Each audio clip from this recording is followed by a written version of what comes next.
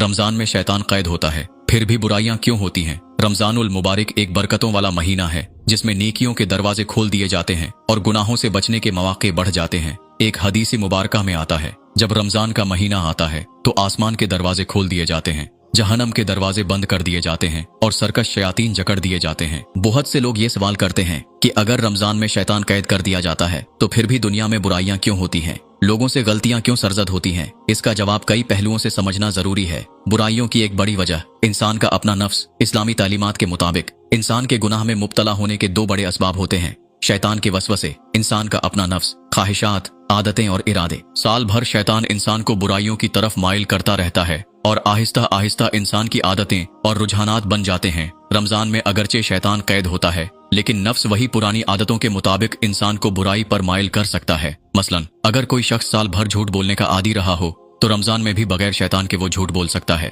क्योंकि ये उसकी नफ्स की कमजोरी बन चुकी है। अगर कोई गुनाह में मुसलसल मुब्तला रहा हो तो रमजान में भी उसका दिल इस तरफ माइल हो सकता है, चाहे शैतान न हो। यही वजह है कि रमजान नफ्स की तरबियत और इस्लाह का बेहतरीन मौका होता है, ताकि इंसान शैतान के बगैर भी बुराइयों से बचे और नेकियों को इख्तियार करे।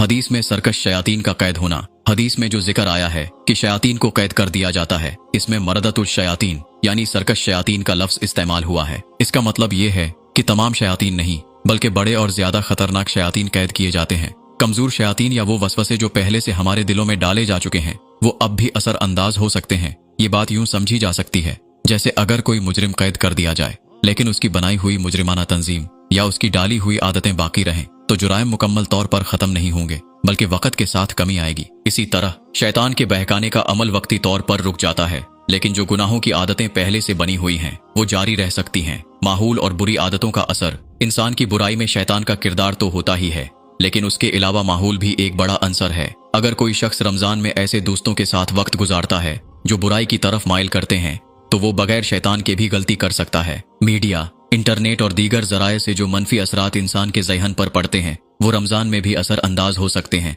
यही वजह है कि रमजान में नेकियों का माहौल पैदा करने पर जोर दिया जाता है, ताकि बुराई से दूरी मुमकिन हो सके।